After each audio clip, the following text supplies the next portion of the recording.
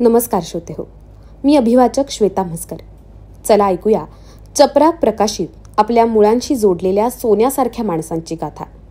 नानासाहेब खर्डे यांचे प्रेरणादायी आत्मकथन पाळं मुळं. हे आणि चपराकची इतर महत्त्वपूर्ण पुस्तके घरपोच मागवण्यासाठी shop.chaprak.com या संकेतस्थळाला अवश्य भेट द्या. सकाळी 10च्या सुमारास पातेल्यात घरचं धुणं घेऊन मावशी आणि मी घराबाहेर पडलो. घरासमोरच्या गल्लीतून पुढच्या आळीच्या 2 घरांच्या मोकळ्या जागेतून पश्चिमेच्या बाजूस येऊन उजव्या हातानं उत्तरेला उताराच्या रस्त्याने निघालो. गावाच्या बाहेर पश्चिमेला हिरवीगार शेतं होती. आमच्या डाव्या हाताला बिरोबाचं जुनं मंदिर होतं. त्याचं लोखंडी गेट दुरूनच दिसत होतं. चालत चालत आम्ही नदीवर पोहोचलो. मामाच्या गावाला नदी होती. प्रवरा नदी, पेहरा नदी, भली थोरली नदी. निर्मळ नितळ खूप खूप पाणी वाहत होतं. तिचं वाहतं रूप डोळ्यात साठवण्याजोगं होतं. मी अलीकडच्या खडकावर डोळे मोठे करून विस्फारलेल्या नजरेनं नदीच्या पाण्याकडं नजर पोहोचेल इतक्या दूरवर बघत होतो. ती पश्चिमेकडून येऊन पूर्वेकडे वाहत होती. कुठं जात असेल ती, असा प्रश्न माझ्या बालमनाला पडला. इतक्या पाण्याचं काय होत असेल? नक्की कुठून येत असेल हे पाणी? तिचं पाणी किती खोल असेल? असे नानाविध प्रश्न माझ्या मनात घुंगावू लागले. तिथं खडकावर खाली बस, मावशीने सांगितलं आणि मी खाली बसलो. खडक ओला असल्यानं माझी खाकी चड्डी भिजली. काही बाया खडकावर तर काही पात्राजवळ मोठा सपाट दगड ठेवून धुणं धुत होत्या, कपड्यांचंही आणि घरच्या कटकटींचंही. मध्येच त्या कपड्यांना दगडावर जोरात आपटीत. त्याचा धप धप आवाज यायचा. इकडं धुणं धुत असताना नऊवारी लुगड्याचा पदर आणि पांढऱ्या धोतराचा सोगा नदीत लांबवर तरंगत गेलेला दिसायचा. सासूर वाशिणीच्या लक्षात आल्यावर ती पटकन ओढून घे. वाहत्या पाण्यात चोळी, झंपर, टोपी, बाळोतं यांसारखा छोटा कपडा बाई माणसाची नजर चुकून पोहायला लागलेला असायचा. धुणं आवरल्यावर मोकळ्या खडकावर नाहीतर मोळाच्या गवतावर वाळायला टाकण्याचा रिवाज असावा. काही नवतरुणींचे कपडे धुताना हातपाय चांगलेच भिजल्यानं दगडानं घासून हातापायाचा मळ काढण्याचा कार्यक्रम सुरू होता. दोघीजणी हातातील रिकामे हंडे खाली ठेवून एकमेकींजवळ मन हलकं करत होत्या. मन हलकं करताना डोळ्यातून पाणी आणि तोंडातून हुंदके फुटत होते. बऱ्याच वेळानं डोक्यावर 2 भरलेले हंडे आणि कमरेवर तुडुंब भरलेली कळशी घेऊन त्याच ललना सुहास्य वदनाने आपल्या घराकडे परतताना दिसत होत्या. सकाळी सकाळी गवतातील सगळ्याच घरातील बायकांची नदीवरून पाणी आणायला रीघ लागली होती. धुण्याच्या पाणवठ्यापासून खालच्या बाजूला माझ्याच वयाची पोरं नदीत सूर मारत होती. कुणी जोरजोरात हात मारून, कोणी बदकासारखा संथपणे, तर कुणी पाण्यात पाठ फिरवून आभाळाकडं वर तोंड करून नदीच्या अंगा खांद्यावर खेळत होती. काही माकडांची अवलाद खडकावरून नदीत सूर मारत आणि भलतीकडेच लांब जाऊन पाण्यातून वर डोकं काढी. कितीतरी वेळ त्यांचा हा खेळ सुरू होता. त्याच्या खालच्या बाजूला थोड्या उथळ ठिकाणी मेंढ्यांचा कळप पाण्यावर आला होता. कळपाबरोबर असणारा एखादा बापई माणूस सोडला तर नदीवर एकही प्रौढ बाप्या दिसत नव्हता. नदीच्या पल्याडच्या तीरावर दाट झाडी होती. सगळा किनारा लहान मोठ्या हिरवाईने नटलेला होता. त्याच्या पुढच्याच बाजूला डेरेवाडी हिरव्या रंगात हरवून गेली होती. मावशीचं धुणं आवरलं. आम्ही दोघं घरी परतलो. घरी आल्यावर घरच्या न्हाणीत मी पाण्याचे तांबे अंगावर घेऊन आंघोळ केली. तुडुंब भरलेल्या नदीतून कोरडाच घरी येऊन बादलीतल्या इतक्याशा पाण्यात अंघोळणारा माझ्यासारखा दुर्दैवी मीच. नव्या नवलाईत तो दिवस मावळला. नवा सूर्योदय झाला. आज मी परत मावशीबरोबर नदीवर गेलो. पण कालची नवलाई आज नव्हती. मावशीची नजर चुकवून मी पाण्यात उतरलो. गुडघ्या इतक्या पाण्यात पहिल्यांदाच उतरलो होतो. त्यातच बहुधा छोटे मासे पायाला गुदगुल्या करत असावेत. मग भित्री भागूबाई लगेचच खडकावर जाऊन बसली. परत येताना मावशीला मी अनेक प्रश्न विचारत होतो. तिनं मला पश्चिमेला असणारी डोंगरे परिवाराची द्राक्षाची बाग दाखवली. मी मावशीजवळ बागेकडे जाण्याचा हट्ट धरला, पण तिने मला नेलं नाही. पहिलीच्या बालभारतीच्या पुस्तकात द्राक्षाच्या घडाचं चित्र पाहिलं होतं, पण प्रत्यक्ष द्राक्ष आणि त्याची बाग बघण्याचं भाग्य माझ्या नशिबी नव्हतं. माझी उत्सुकता तशीच विरून गेली. दुपारी आम्ही बिरोबाच्या मंदिरात गेलो. हे मंदिर बिंगले कुटुंबाची खाजगी मालमत्ता असल्याचं तिने सांगितलं. एखादा देव किंवा देऊळ खाजगी असू शकतं याचं मला आश्चर्य वाटलं. मामाच्या घरासमोरच 2 मजली टोलेजंग हवेली दिमाखात उभी होती. यौवनात असताना मुसमुसत तारुण्य देहावर मिरवणारी रूपगर्विता उतार वयात चेहऱ्यावर सुरकुत्यांच्या जाळ्यानं वेढली जावी अशी तिची अवस्था झाली होती. तरीही वैभवाच्या खुणा ती अंगाखांद्यावर मिरवत होतीच. त्या काळातील माझ्या आजोळ्यातील सर्वात मोठी आणि सुंदर वास्तू कुलूपबंद अवस्थेत उभी होती. नाही म्हणाला मागच्या आवारातील ओसरी गावातीलच मदने नावाच्या न्हावी समाजाच्या कुटुंबाला राहायला दिली होती. ते रोज हवेलीत दिवाबत्ती करत. निमजमधील धनगर समाजाचा देवकोजी मतकर यांची नात इंदूरच्या बिंगले या मातब्बर घराण्यात दिली होती. तिला माँसाहेब म्हणत. ग्रामदैवत असलेल्या बिरोबाला नवसासाठी पंचक्रोशीतून बकऱ्यांचा बळी देण्याची समाजमान्य रीत होती. नवस फेडण्यासाठी जत्रेच्या काळात बाहेरगावची मंडळीही गोळा होई. अशा वेळी त्यांची राहण्याची सोय म्हणून इंदोरहून माहेरी आल्यावर काही दिवस राहता यावं यासाठी तान्हाबाईनं हवेली बांधली. याशिवाय बिरोबा देवस्थानासाठी शिवारात जमीनही घेऊन ठेवली. माँसाहेब हवेलीत 2-2 महिने माहेरवासासाठी येत असत. इंदूरच्या होळकर घराण्याशी असणारा रोटी बेटी व्यवहार आजतागायत चालू आहे. बिंगले घराण्यातील हयात वारस कुशाल बिंगले दरवर्षी बिरोबाच्या जत्रेला आवर्जून येतात. पण आता देवाच्या नावाखाली प्राण्यांचा बळी देण्याची प्रथा बंद करण्यात आली आहे. दुपारी जेवण करून नंतर झोपून झाल्यावर तिसऱ्या प्रहरी मागच्या आळीत मावशीबरोबर गेलो. ही आळी मोठी होती. गल्लीत किराणा मालाचं दुकान आणि माणसांची वर्दळही जास्त होती. याच आळीत विडी कारखाना सुरू होता. फिरत फिरत आम्ही नदीच्या काठावर असलेल्या उंच टेकडीवरील देवळात गेलो. गावाशी फटकून असणारी टेकडी आणि तिच्यावरील महादेवाचं देऊळ एखाद्या व्रतस्थ साधकाप्रमाणे संसार सागरापासून अंतर राखून होतं. ती टेकडी माझ्या बालदेहाला खूप उंच वाटली. वर जायला चांगली पायवाट नव्हती. असणाऱ्या वाटेवर चिबूकाटे आणि सराट्यांनी कब्जा केला होता. शेडवट मातीच्या टेकडीवर जाताना तळपायात भरलेल्या काट्यांनी आणि टोचणाऱ्या खड्यांनी मी हैराण झालो. अर्थात मी आणि मावशी दोघंही अनवाणीच होतो आणि पायातील चपलांची चैन आम्हाला परवडणारी नव्हतीच. टेकडीवर जाऊन इकडं तिकडं न्याहाळत असताना पुन्हा नदी दिसली. ती आजही वाहतच होती. अनिमिष नेत्रांनी मी तिच्याकडे बघत राहिलो. सगळं प्राकृतिक जीवन तिच्या भरवशावर तरलेलं होतं. आता दिवस मावळतीला आला होता. त्या सुखद शीतल वातावरणात गार पाण्यावरून आलेली एखादी थंड झुळूक वारंवार यावी असं वाटे. महादेवाच्या देवळाच्या कळसावर काळा कावळा बसला होता. टेकडीवरून खाली उतरताना तो नजरेला दिसला. छोटा दगड घेऊन त्याच्या दिशेनं भिरकावला, पण कावळ्यापर्यंत पोहोचण्याचा दम त्याच्यात नव्हता. संध्याकाळी घरी येईपर्यंत आजी आणि आजोबा घरी आले होते. परत रात्र झाली आणि पुन्हा दिवस उगवला. मला आजही अंघोळ घातली. माझ्यासाठी हे नवीनच होतं. आमच्या घरी बाई मला दर शनिवारी दगडानं घासून अंघोळ घाली. आठवड्यातील इतर दिवस दादा वगळताच कुणीच अंघोळ करत नसत. आजी मात्र तिच्या सोयीनं अंघोळ करी. घरात सर्वांना अंघोळ घालण्या इतक्या पाण्याची विपुलता झोळ्याला आमच्याकडे नव्हती. मामाच्या गावाला नदी असल्यानं कितीतरी गोष्टी सोयीच्या झाल्या होत्या. आमच्या गावापेक्षा आजोळ मला हवंसं आणि श्रीमंत वाटायला लागलं. आज मी गंगाईबरोबर मळ्यातील शेतात जाण्याचा हट्ट धरला.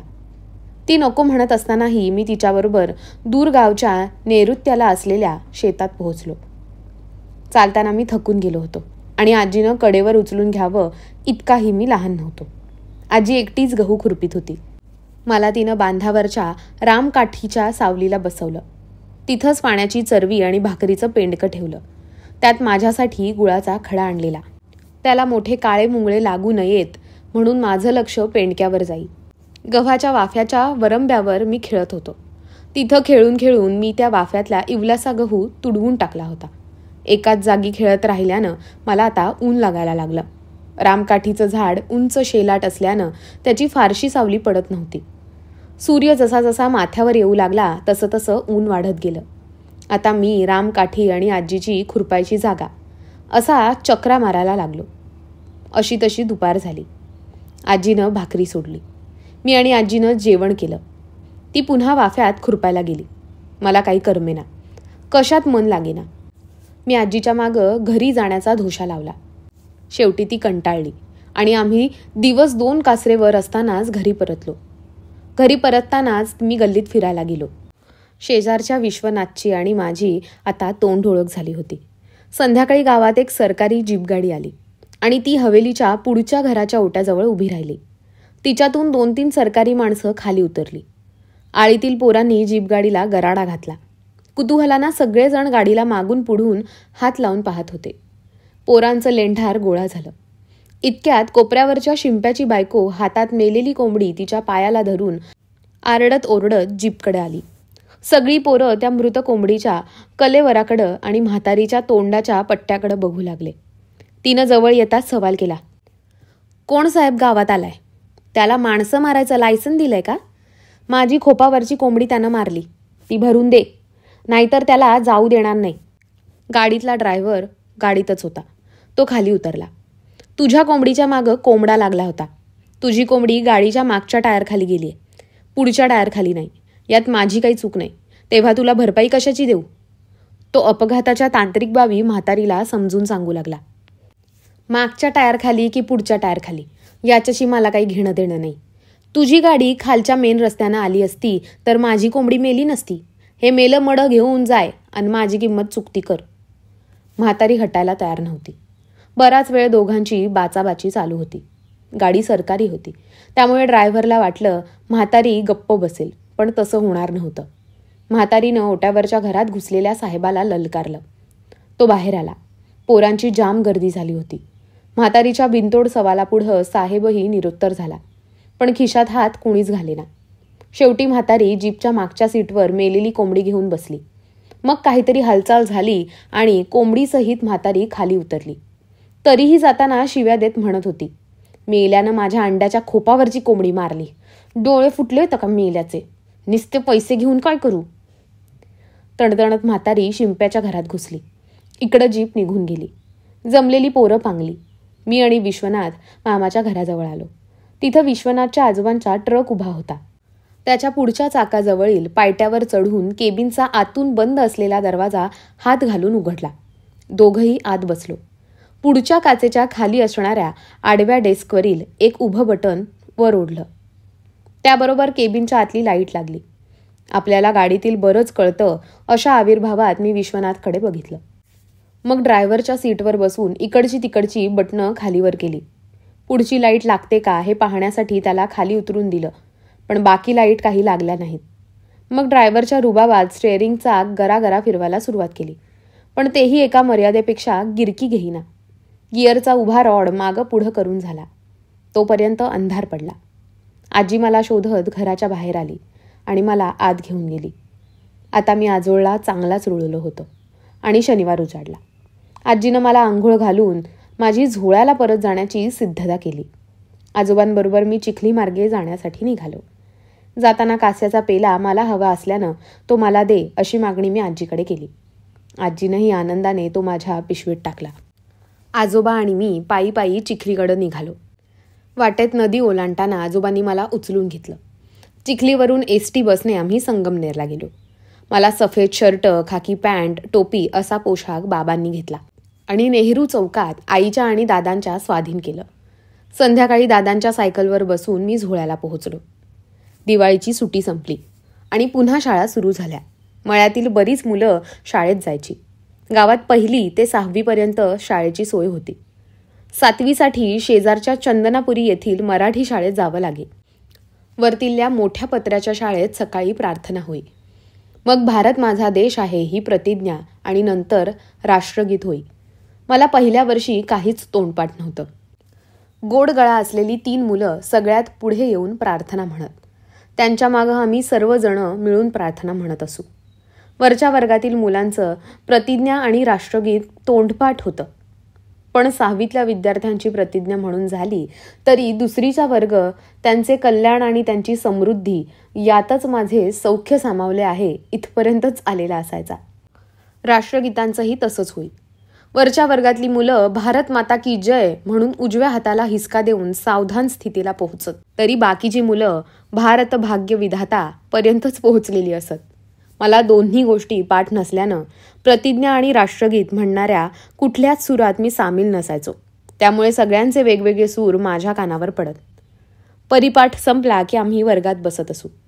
दादांनी मला खापराची पाटी, पेन्सिल आणि बालभारती इयत्ता 1 हे नवकोरं पुस्तक आणून दिलं होतं. मला सुरुवातीला पुस्तकातील चित्र ओळखण्याशिवाय काहीच येत नव्हतं. सकाळी 7:30ला शाळा भरे. 9 वाजता लघवीची सुट्टी होई. त्या काळात या मधल्या सुट्टीला हेच नाव प्रचलित होतं. 10:30ला सकाळची शाळा सुटायची. शाळेचं दप्तर पाठीवर घेऊन आम्ही सर्वजण आपापल्या घरी पोहोचत असू. दुपारी पुन्हा 2:30 वाजता दुपारची शाळा भरे. 4 वाजता लघवीची सुट्टी होई आणि 5:30 वाजता शाळा सुटे. देशमुख गुरुजी फळ्यावर 1 ते 10 अंक खडूने काढून आम्हाला पाटीवर लिहायला सांगत. बोटात पेन्सिल धरून ते आकडे गिरवायला लावत. शाळा सुटेपर्यंत हाच उद्योग चाले. याच्याच जोडीला गुरुजी अ आ इ ई ही बाराखडी मोठ्या अक्षरात फळ्यावर लिहून ठेवत. आम्ही पाटीवर बाराखडी लिहायला सराव करत असू. गुरुजी साऱ्या मुलांकडून कसून सराव करून घेत. 6 महिन्यानंतर मला जोडाक्षरं लिहिता वाचता येऊ लागली. तसंच माझं नावही लिहायला शिकलो. पहिलं वर्ष बोल बोल करता सरून गेलं. मी पास झालो आणि दुसरीत गेलो. दुसरीची शाळा सुरू झाल्यानंतर बाईला रजनी झाली. आता 3 मुली, 1 मुलगा, आजी, बाई आणि दादा असा 7 जणांचा मोठा परिवार झाला. आमदनी तेवढीच राहिली. रजनी 1.5 महिन्याची असतानाच तिच्या उजव्या मांडीला सूज आली. ती सारखी रडतच होती. मलमपट्टी करून झाली, झाडपाल्याचं औषध देऊन झालं, पण सूज आणि बाळाचं रडू थांबेना. शेवटी दादा आणि बाई तिला सरकारी दवाखान्यात घेऊन गेले. तिथं डॉक्टर पालवे नावाचे हुशार डॉक्टर होते. त्यांनी बाळाला मांड झाल्याचं निदान केलं. त्यासाठी बाळाला किमान 3 आठवडे रोज सकाळी दवाखान्यात न्यावं लागणार होतं. पहिले 2 दिवस बाई व दादा सायकलवरून संगमनेरला जात. पण यामुळे बाई व दादा यांच्या दोघांच्याही विडी मापाचा खाडा होऊ लागला. त्यामुळे सगळ्यांची चिडचिड व्हायला लागली. मग आई धाकट्या संगमनेरला तिच्या दूरच्या नात्यातील बहिणीच्या घरी सखू आईच्या मळ्यात गेली. तिनं तिच्या बहिणीला आणि मेहुण्याला म्हणजेच बाबूराव सातपुते यांना त्यांच्या घरी बाईला 21 दिवस राहू देण्याची गळ घातली. तिथून मोठ्या संगमनेरला जाऊन बाळावर उपचार घेणं शक्य होणार होतं. बाई 21 दिवस धाकट्या संगमनेरला सातपुत्यांच्या मळ्यात राहिली. ती रोज सकाळी 1.5 महिन्याच्या रजनीला पाठकुळी घेऊन पायी 1.5 किलोमीटर अंतरावरील सरकारी दवाखान्यात जाई. उपचारानंतर परत मळ्यात भर उन्हात अनवाणी पायानं येई. उपचार पूर्ण झाले. बाळ वाचलं, पण रजनीची उजवी मांडी वाळलेलीच राहिली. बाईनं रजनीसाठी खरोखर खूप खस्ता खाल्ल्या. यथावकाश बाईनं पुन्हा विड्याचं सूप मांडीवर घेतलं. कामाचा रामरगाडा चालू झाला, पण आता सुखाचे दिवस संपल्यासारखे झाले. जिरायत शेतीतून 2 वेळचं भागेल एवढंही उत्पन्न मिळत नव्हतं. विड्यांच्या कामातून मिळणाऱ्या पैशावरच सारा तौलक तारा उभा होता. खाणारी 7 तोंड आणि कमावणारी 2च माणसं. या व्यग्र प्रमाणामुळे घरातील पूर्वीची शांतता भंग झाली. दादांना कुठलंही व्यसन नव्हतं. कमावलेल्या पैशातून पैसा वाया जाणारी एकही वाट नव्हती. पण मिळणारी आमदनीच इतकी तुटपुंजी होती की सर्वांना 2 वेळचं जेवण, कपडा लत्ता, दवाखाना, सणवार सांभाळणं दुष्कर झालं होतं. त्यातच दादा अतिशय तामसी, तापट आणि गरम डोक्याचे. क्षुल्लक कारणावरून घरात बाई, आई आणि दादा यांच्यात वाद होऊ लागले. बहुधा आई व दादांचा एक पक्ष आणि बाईचा दुसरा पक्ष असायचा. आईनं दादांना बाईविषयी काही सांगितलं की दादा चिडत. कामाचा ताण आणि त्यात सासू सुनांचे वाद. दादांना आईला काही बोलता येत नसे. मग सगळा राग बाईवर निघे. एका संध्याकाळी बाई आणि दादा दोघंही कामावरून घरी आले.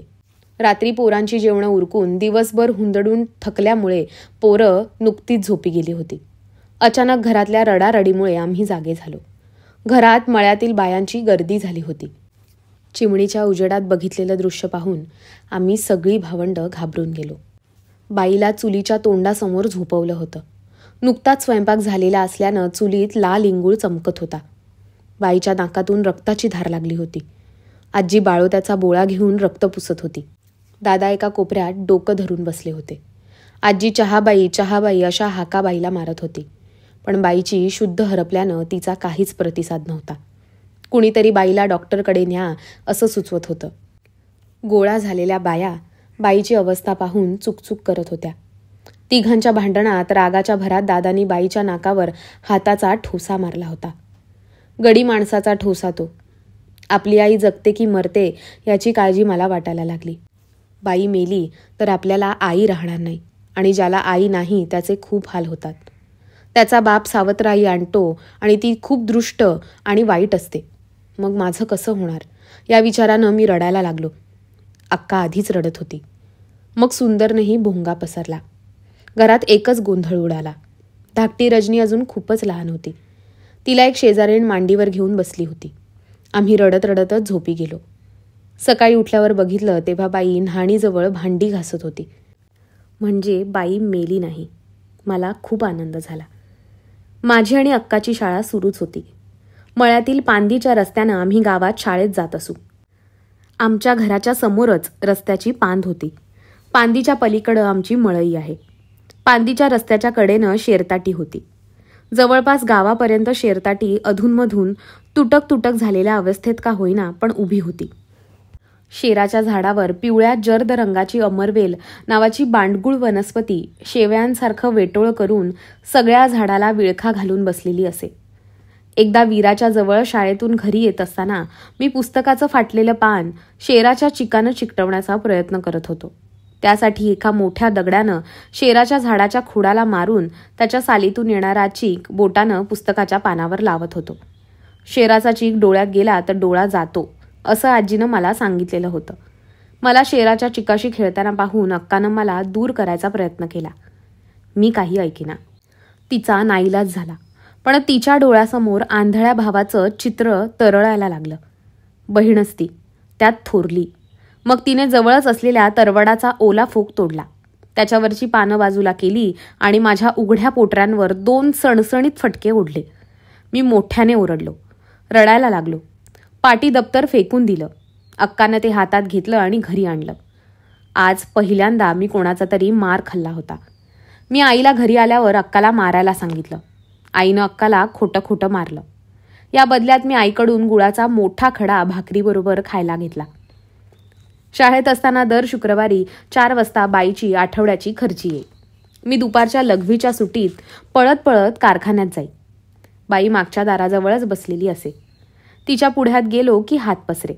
खर्ची झाली असेल तर बाई माझ्या हातावर 5 पैसे टेकवी. लगेचच मी वडाखालच्या महादेवाच्या देवळाजवळ येई.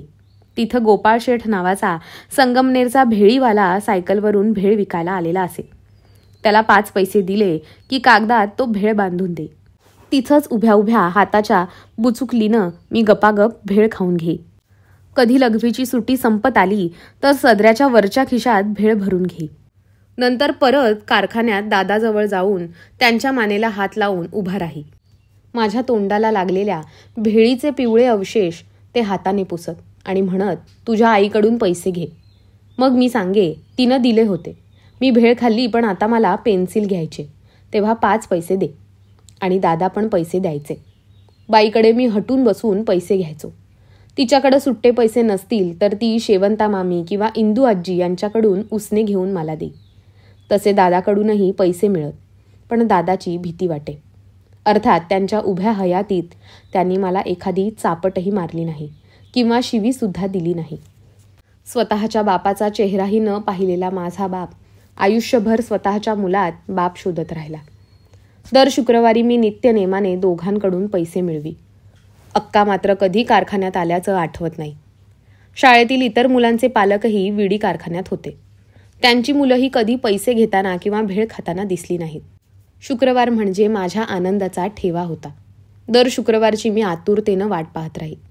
हा सिलसिला 4थीला जाईपर्यंत सुरू होता. नंतर 5वीला गेल्यावर एकट्यानं देवळाच्या पायरीवर भेळ खाण्याची लाज वाटू लागली. तरीही एका परीनं मी खूप नशीबवान आणि श्रीमंत होतो. बाई आणि दादा त्यांच्या परीनं माझे लाड करत राहिले. पाऊस कमी पडल्यानं रुमालाची विहीर आटली. नंतर तर मोठा बंदच पडल्या. हातानं शेंदून पाणी आणायची वेळ आली. मळ्यातील इतर बायका शेती कामातील असल्यानं सकाळी पटापटा चपळाईनं रांजण भरून ठेवत. विड्या बांधून बांधून बाई तितकी चपळ राहिली नव्हती. शिवाय 5 बाळणपणांमुळं ती थकली पण होती. तिला कामं उरकायला वेळ लागे. आईला याचा वैताग येई. मग भांडणाला तोंड फुटे. अशाच एका शनिवारी सकाळी 9च्या सुमारास दादांनी बाईला मारलं. त्या काळी बायकोला मारहाण करणं ही समाजमान्य रीत होती आणि प्रत्येक नवऱ्याला त्यात पुरुषार्थ वाटे. बाई वैतागून 1 वर्षाच्या रजनीला घेऊन आणि लुगड्याची पिशवी भरून माहेराला निघाली. ती आमची आळी संपवून लवल्यांच्या घरच्या पुढं गोसाव्यांच्या चिंचापर्यंत पोहोचली. बाई रडत रडत चालली होती. रडणाऱ्या आईचा पदर धरून पाठीमागून मी पळत होतो. दादांनी हे बघितलं. तसे ते गोटे घेऊन आमच्या मागं धावले. 2-3 दगड त्यांनी फेकून मारले. ते आम्हाला लागले नाहीत. ते आम्हाला लागू नयेत, पण बाईवर जरब बसावी असाही त्यांचा उद्देश असावा. तोंडातून शिवांचा भडीमार चालू होता. मी घाबरलो. अक्का आणि सुंदर घरीच ओट्यावर रडत उभ्या होत्या. मला बाईबरोबरच जायचं होतं. दादा दगडांनी पाठलाग करत नवल्यांच्या घरापर्यंत आले. तिथं नवल्यांचा भागाबाबा उभा होता. तो नात्यानं दादांचा मामा लागे. तो दादांवर ओरडला, भिका, काय लावलंय तू हे? सकाळ सकाळी तुला हे शोभतंय का? नवा नवरदेव आहेस का आता? सदान कदा त्या पोरीला मारीत असतूस. आपल्याला नाही पटत बिट्या. मागं फिर पहिला. आणि खरंच दादा मागे फिरले. भागाबाईनं बाईला हाक मारली, ये पोरीच्या आबाई, इकडं ये. ही इंदाई काय म्हणतीये पाय जरा. रजनीला घेऊन बाई इंदाईच्या ओट्यावर बसली. इंदाईनं 4 समजुतीच्या गोष्टी सांगितल्या. मोठा झाल्यावर माझ्या आईला मारणाऱ्या दादाला चांगला ठोकून काढणार अशी मी मनोमन प्रतिज्ञा केली. यथावकाश आम्ही सगळे घरी पोहोचलो. दादा आणि आई बाजाराला गेले. संसार पुढं सुरू राहिला.